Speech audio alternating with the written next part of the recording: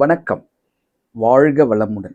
மூவிரு முகங்கள் போற்றி முகம்பொழி கருணை போற்றி ஏவரும் துதிக்க நின்ற ஈராறு தோள் போற்றி காஞ்சி மாவடு வைக்கும் செவ்வேல் மலரடி போற்றி அண்ணான் சேவலும் மயிலும் போற்றி திருக்கைவேல் போற்றி போற்றி வெற்றிவேல் முருகனுக்கு அரோகரா.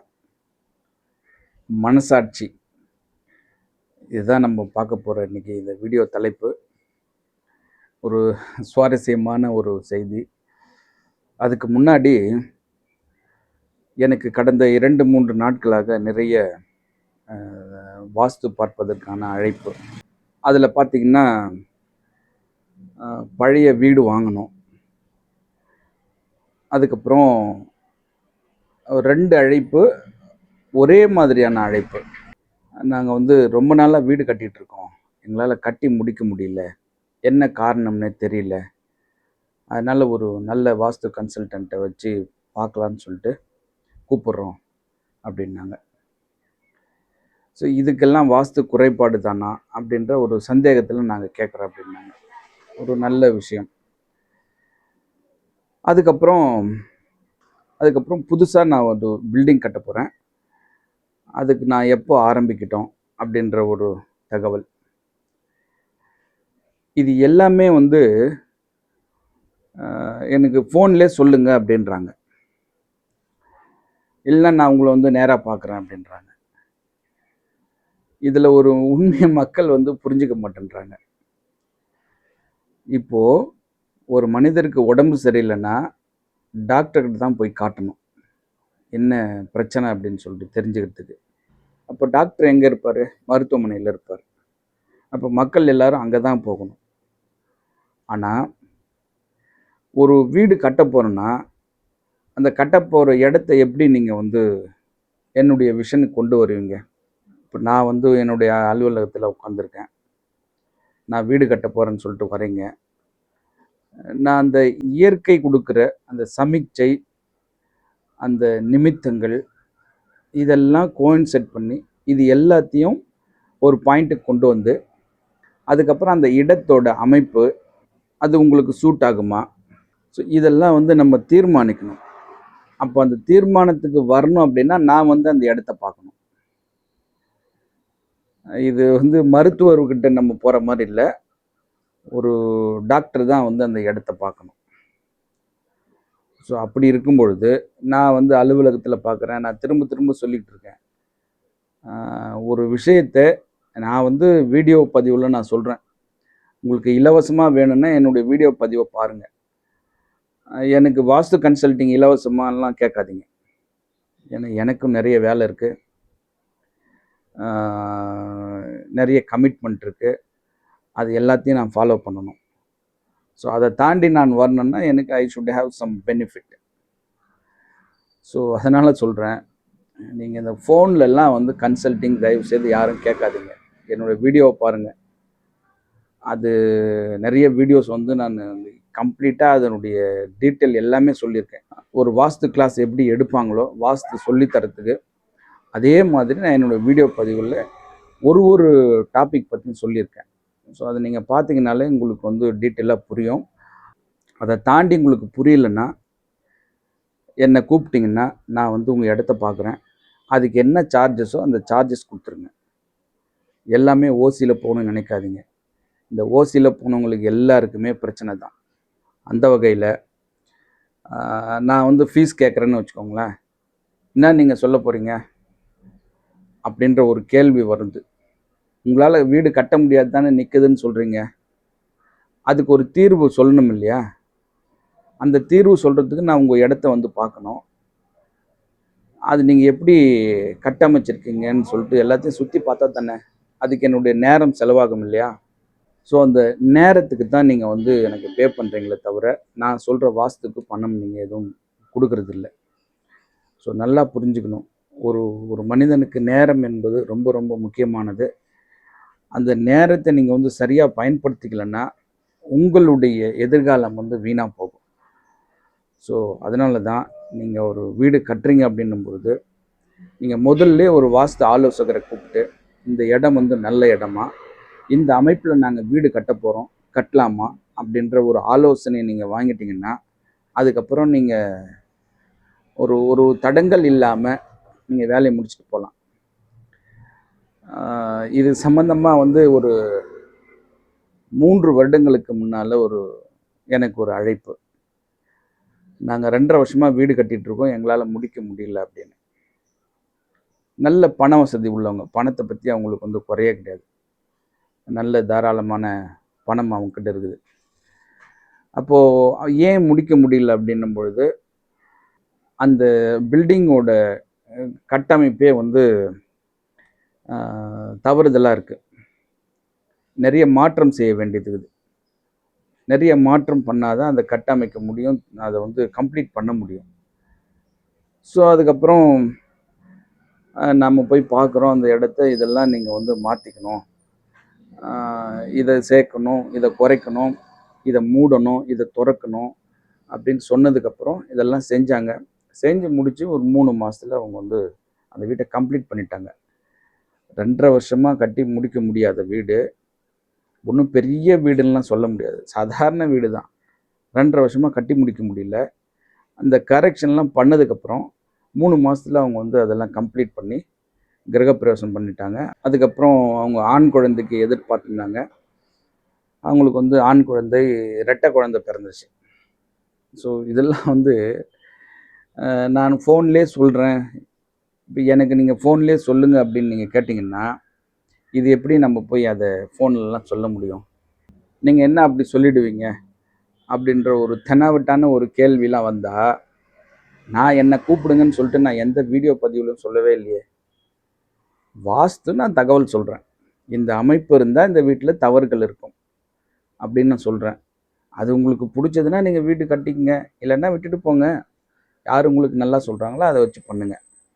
அதை விட்டுட்டு நீங்கள் வந்து என்ன சொல்லுவீங்கன்னு எகத்தலமான ஒரு கேள்விலாம் கேட்டால், உங்களுக்கு வந்து அந்த வடகிழக்குன்ற ஒரு பிரச்சனைக்குரிய ஆள் தான் இந்த மாதிரி எகத்தாளமான பேச்சு, ஏடாகூடமான பேச்சு, முன்னுக்கு பின் முரணாக பேசுறது, இந்த மாதிரியான விஷயங்கள்லாம் பார்த்திங்கன்னா அந்த வடகிழக்கு பக்கம் பிரச்சனைக்குரிய வீட்டில் இருக்கிறவங்களுக்கு தான் இந்த மாதிரி பேச தோணும். ஸோ நான் என்னுடைய பதில், நீங்கள் கூப்பிட்டிங்களா, நான் வந்து பார்க்குறேன்றேன். நான் சும்மா பார்க்க மாட்டேன், அதுக்கான சார்ஜஸ் உண்டு, அதை கொடுத்தா நான் பார்க்குறேன். அதை விட்டுட்டு நீங்கள் என்ன சொல்ல போகிறீங்க, ஏது சொல்ல போகிறீங்கன்னு கேட்டால் எனக்கு பதில் கிடையாது. நான் உங்கள் வீட்டை வந்து பார்த்ததுக்கப்புறம் தான் சொல்ல முடியும். ஸோ இந்த மாதிரியான சில அழைப்பு, நான் என்ன பண்ணுறது? ஒரு டாக்டர்கிட்ட போனால் எனக்கு வயிற்றில் கட்டி இருக்குதுன்னா அதை ஆப்ரேஷன் பண்ணி எடுத்து தான் ஆகணும். நான் மருந்து மாத்திரையிலே குணப்படுத்துங்க அப்படின்னா அது பெருசாக வந்ததுக்கப்புறம் என்ன பண்ணுறது? அந்த ஆப்ரேஷன் பண்ணி தான் ஆகணும். ஸோ அதெல்லாம் நம்ம கையில் கிடையாது இல்லையா? ஸோ அதுக்கு முதல்லையே நம்ம பார்த்துருக்கணும். அதே மாதிரி தான் வீடும். ஒரு வீடு கட்ட போகிறீங்க அப்படின்னா நீங்கள் முதல்லையே வந்து ஒரு வாஸ்து ஆலோசகர், உங்களுக்கு தெரிஞ்சவங்க யாராக இருந்தாலும் சரி, கூப்பிட்டு காட்டுங்க. அவங்கக்கிட்ட ஆலோசனை கேளுங்க, அவங்க சொல்கிறத ஃபாலோ பண்ணுங்க, நிச்சயமாக நல்லா இருப்பீங்க. அடுத்து நம்ம அந்த தலைப்புக்கு போகலாம். மனசாட்சி. மனசாட்சி, மனம் என்றாலே அது வடமேற்கு சம்மந்தப்பட்டது. அது ஆணாக இருந்தாலும் சரி, பெண்ணாக இருந்தாலும் சரி. இப்போ நான் என்ன பண்ணுறேன், என்னுடைய அலுவலக பணிக்காக நான் ஒரு பொருள் வாங்குகிறேன் ஒரு கடையில் போயிட்டு. அது வந்து கொஞ்சம் எக்ஸ்பென்சிவ் தான். அது வாங்கி நான் அதை பயன்படுத்திகிட்டு இருக்கேன். ஒரு நண்பர் வந்தார். அவர் வந்து இந்த பொருளெல்லாம் நிறைய வச்சுருக்காரு. நண்பா, இது எவ்வளோ ரேட்டுக்கு நீங்கள் வாங்கினீங்க அப்படின்னு கேட்கும்போது, அவர் வந்து ஒரு 40% டிஸ்கவுண்ட்டில் வாங்கினேன் அப்படின்றார். அப்படியா? அப்போ எனக்கு கொஞ்சம் வேணும், வாங்கி தர முடியுமா அப்படின்னேன். சரி, ஓகே, வாங்கி தரேன் அப்படின்னார். அவர் கேட்ட காசை கொடுத்தாச்சு. ஒரு சில நாட்கள் பொறுத்து அந்த நண்பர் வந்தார். ஐயா, நீங்கள் கேட்டது இந்தாங்க அப்படின்னாரு. சரி, ஓகே. நான் வந்து அவசரமாக வெளியில் கிளம்புற நேரம், சாயந்தரம் ஒரு 6:30 மணி, ஒரு மீட்டிங்க்காக போகணும். அப்போ கொண்டு வந்தார். சரி கொடுங்க அப்படின்னு சொல்லிட்டு நான் வாங்கி வச்சுட்டு கிளம்பி போயிட்டேன். மறுநாள் காலையில் அதை நான் எடுத்து பார்க்குறேன். அது வந்து ஒரு ஒரு புதுசாக இருக்கிற ஒரு அந்த நிலையிலே இல்லை. அது புது பொருள் மாதிரியே இல்லை. அது ஏற்கனவே பயன்படுத்தி அதில் நிறைய அழுக்கு இந்த மாதிரிலாம் இருந்தது. எனக்கு டவுட் வந்துடுச்சு, ஏன்னா நான் அதே மாதிரி பொருள் நான் வாங்கி பயன்படுத்திட்டு இருக்கேன். ஒரு புது பொருள் எப்படி இருக்கும், அந்த பேக்கிங் எப்படி இருக்கும், அது உள்ளே இருக்கிற அந்த இன்ஸ்ட்ருமெண்ட் எப்படி இருக்கும்னு எனக்கு தெரியும். ஏன்னா நான் அதை யூஸ் பண்ணிட்டு இருக்கேன்ல. அப்புறம் உடனே அந்த நண்பருக்கு ஃபோன் பண்ணி, "நண்பா, அந்த கடைக்காரர் உன்னை ஏமாத்திட்டு இருக்காங்க. அதனால் எனக்கு இந்த பொருள் வேணாம். நீங்கள் இதை ரிட்டர்ன் பண்ணிவிட்டு எனக்கு புதுசாக வாங்கி கொடுங்க. இல்லைன்னா பேமெண்ட்டை நீங்கள் வாங்கி கொடுத்துருங்க" அப்படின்னேன். "சரி, ஓகே, நான் பண்ணி கொடுக்குறேன்" அப்படின்னாரு. அதுக்கப்புறம் 2 நாள் பொறுத்து நான் கேட்ட அந்த புது பொருளை கொண்டு வந்து கொடுக்குறாரு. அதுக்கப்புறம் அந்த ஏற்கனவே கொடுத்தது கொடுத்துட்டார். "ரொம்ப நன்றி நண்பான்னு" சொல்லி அனுப்பிட்டேன். அதாவது இது என்னன்னா, நான் நம்புகிறேன், எனக்கு கொஞ்சம் பெனிஃபிட் கிடைக்குது அப்படின்னு சொல்லி நான் வந்து வாங்கி கொடுங்கன்னு சொல்கிறேன். 40% டிஸ்கவுண்ட்னா அது பெரிய டிஸ்கவுண்ட் தானே. எனக்கு கொஞ்சம் மணி சேவ் ஆகும் இல்லையா அப்படின்னு சொல்லிட்டு நான் சொல்கிறேன். ஆனால் அந்த நபர் அதில் வந்து 30% தான் சார் டிஸ்கவுண்ட் கொடுத்தாங்க, இப்போ ரேட் ஏறி போச்சுன்னாங்க. சரி, ஓகே. ஆனால் அந்த நம்பர் கொடுத்த பொருள் அவர் பயன்படுத்திக்கிட்டு இருந்தது. இதை நம்ம கொடுத்துடலாம், என்ன தெரிய போகுது அப்படின்ற ஒரு ஒரு ஸ்மார்ட் திங்கிங்கில் கொண்டு வந்து கொடுக்குறாப்புல. நான் அந்த பொருளை பார்க்காத இருந்தால் பரவாயில்ல, பார்த்துருக்கேன், வாங்கி நான் அதை பயன்படுத்திகிட்டு இருக்கேன் அப்படின்னும்பொழுது நீங்கள் வந்து கொடுக்குறீங்க அப்படின்னா அது எனக்கு தெரியாமல் இருக்குமா? அப்போது யாரை முட்டாளாக்குறீங்க? அதுக்கப்புறம் நான் அதை ஸ்டடி பண்ணதுக்கப்புறம் நான் திருப்பி கொடுத்துட்டேன். அந்த நபர் வந்து ஒரு பிஸ்னஸ் பண்ணிகிட்ருக்கார், நிறைய பிஸ்னஸ் பண்ணுறாரு. என்னுடைய தயவு அவருக்கு நிச்சயமாக ஃப்யூச்சரில் உண்டு. நான் வந்து ஹெல்ப் பண்ணுவேன் அவருக்கு. இந்த மாதிரி மனசாட்சியே இல்லாமல் கேவலம் அந்த பணத்துக்காக நீங்கள் யூஸ் பண்ணுற பொருளை வந்து கொடுத்துட்டு இதுதான் புது பொருள்னு சொல்கிறீங்க அப்படின்னா, நீங்கள் எதுக்கெலாம் நீங்கள் வந்து அஞ்ச மாட்டீங்க? இனிமேல் எப்படி நான் உங்களை நம்புறது? உங்களை நம்பி நான் எப்படி ஆர்டர் கொடுக்க முடியும்? இத்தனைக்கும் நல்ல படித்த ஒரு நபர் அவர். ஸோ படிக்காத மனிதன்னா கூட பணத்துக்கு ஆசைப்பட்டு பண்ணலான்னு சொல்லலாம். கேவலமாக அந்த ஒரு 60% அமௌண்ட்டுக்காக என்னுடைய நம்பிக்கையை இழந்துட்டீங்க. அதுக்கப்புறம் உங்களுக்கு வர வேண்டிய பிஸ்னஸ்லாம் ஃப்யூச்சரில் இனிமேல் வராது. நான் எப்படி நம்பி சொல்ல முடியும்? நீங்கள் என்னையே ஏமாத்துறீங்கன்னா, நான் ஒருத்தரை ரெஃபர் பண்ணுறேன்னா, அவங்க என்னை நம்பி தானே போவாங்க. அப்போ நான் ரெஃபர் பண்ணுற ஆள் நல்ல ஆள் நம்பி தானே போவாங்க. ஸோ அந்த நம்பிக்கை போயிடுச்சு. உங்களுக்கு அந்த வருமானம் போயிடுச்சு. அப்படின்னா பாருங்கள், ஒரு ஒரு ஒரு நம்பிக்கை துரோகம்னா, நம்பிக்கை துரோகத்தின் உச்சக்கட்டம்னா இதை சொல்லலாம். இல்லை உங்களுக்கு அவசரமாக இருக்குது, நான் என்னுடைய பயன்படுத்தி நிறுத்த நான் இதை கொடுத்துட்றேன், நீங்கள் இவ்வளோ அமௌண்ட்டு கொடுத்தா கூட போதும் அப்படின்னு சொல்லியிருக்கலாம். ஆனால் சொல்கிறதுக்கு அந்த தைரியம் இல்லை. இப்போ ஏமாற்றணுன்ற எண்ணம் இருக்குது. நீங்கள் இந்த மாதிரியான எண்ணத்தில் நீங்கள் பிஸ்னஸ் பண்ணிங்கன்னா, யாராக இருந்தாலும் சரி, ஒரு காலத்தில் நடுத்தெருவில் நிற்பீங்க. நான் எத்தனையோ பேரை பார்த்துருக்கேன் இந்த பிஸ்னஸில். கமிஷன் கொடுத்து பிஸ்னஸ் பண்ணுறவங்க, இந்த மாதிரி நம்பிக்கை துரோகம் பண்ணுறவங்க, சொன்ன வார்த்தையை இல்லைன்னு சொல்கிறவங்க, இந்த மாதிரி ஆட்கள்லாம் நடுத்தெருவில் நின்றுட்டுருக்காங்க. இப்போது ஒரு வேளை சாப்பாட்டுக்கே வந்து கஷ்டப்பட்டுட்டு இருக்காங்க. ஸோ அதனால் உங்களை நம்பி வந்து யாராவது ஒரு வேலை சொல்கிறாங்க அப்படின்னும்பொழுது, உங்களால் முடியும்னா செய்யுங்க, முடியாதுன்னா முதல்ல முடியாதுன்னு சொல்லிவிடுங்க. ஸோ அதுக்காக இந்த மாதிரி நம்பிக்கை துரோகம் பண்ணாதீங்க. மனசாட்சி உங்களை ஒரு நாள் நிச்சயம் வந்து கொன்று எடுத்துரும்.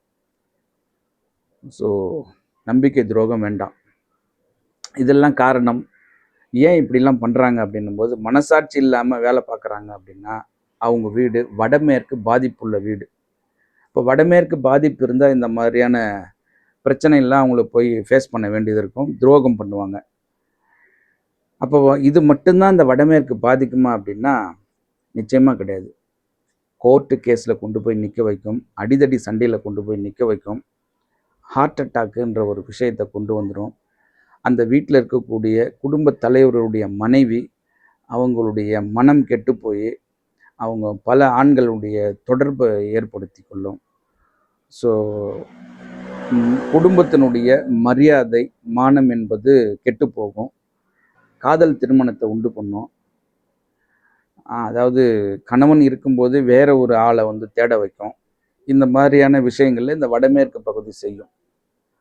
ஸோ அதனால நீங்க பிஸ்னஸ் பண்றீங்கன்னா, நேர்மையா பண்ணுங்க. நியாயமா பண்ணுங்க. அதாவது நம்ம ஏர்செல் ஓனர் வந்து ஒரு ஒரு இன்டர்வியூல சொல்லியிருப்பார். அதாவது 1 கிலோ சர்க்கரை வாங்குறீங்க, ரூ.